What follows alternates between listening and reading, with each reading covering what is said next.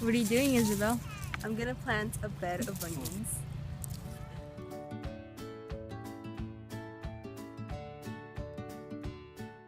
Allium chinense, known as a Chinese onion, is native to China and has been around along with other onion species since the millennia. It is deliberately planted but is cultivated in many other parts of Asia. What did you do today, Isabel? We planted a whole bed of onions and we dug little holes everywhere, all this whole here, with Virginia. What kind of questions do you have for me? Do you consider this food production system sustainable? Why? Because the reality of the scale is it takes a lot of handwork to manifest what you see here today, and it's basically a break-even. Sustainability has to do with profit margins and economics, and this does very well for the scale. We produce a lot. It's labor intense, and so this is a labor of love and a mission to create a different food system. Where do you get your water source? What is my water sources? Yeah. We've got two sources. In Arizona, we're blessed with a system of canals, flood irrigation, so we use that. And I also have connection to the city. Look at this farm. You can see black tubing that runs the length of all the beds. That black tubing is our city water system. And then we have flood irrigation. What do you consider to be one of the biggest problems you face in this food production system?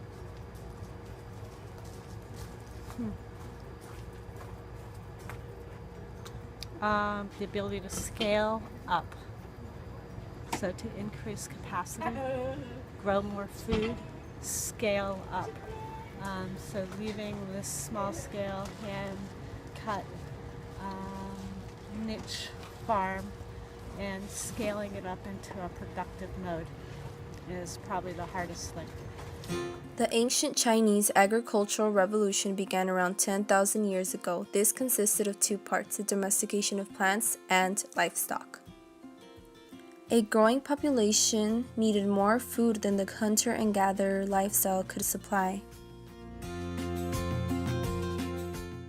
The Chinese, as well as other cultures, changed from a hunter and gatherer lifestyle to the ways of agriculture because this was one of the only ways to settle.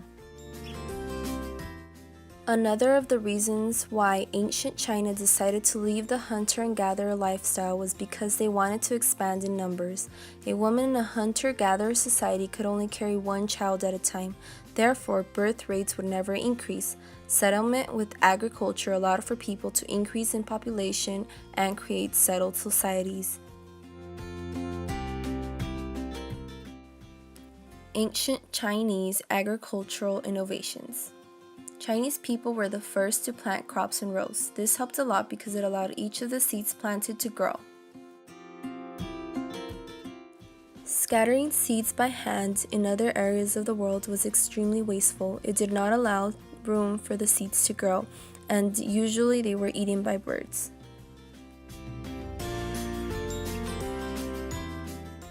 The ancient Chinese invention that probably made the greatest impact was most likely to be the iron plow.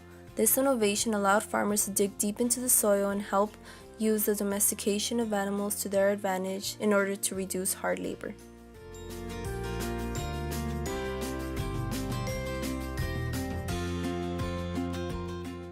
Farming required less cooperation and sharing than hunter and gathering did.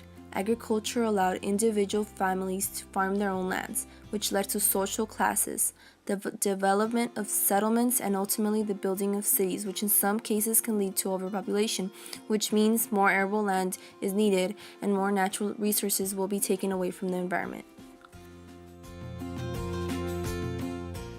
I believe that in ancient China, agriculture was sustainable. Because it was totally organic, it was healthy for people, and it was more convenient than the hunter and gatherer lifestyle that ancient Chinese people would hold. Present China has chosen this food production system because it is currently able to manage the food production needed to support the growth of what is now the largest population in the world.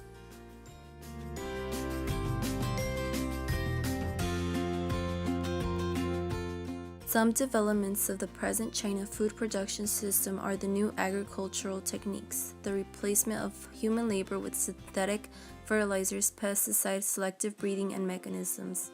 Also, the two-field system, which used the different crops to take different nutrients out of the soil and reduce soil exhaustion. Some of China's agricultural land already has or will have long-term damage to its soil caused by excessive tillage, irrigation, and chemicals. What happens when there is no more arable land for farming? Effects on the environment are further environmental degradation from the overuse of chemical fertilizers, which cause severe soil, water, and air pollution. The present China food production system is not sustainable because as the population increases, so will the demand for food. China is the world's most populated country with a population of over 1.35 billion people. With so many people and the food demand so high, how will China require its food demand?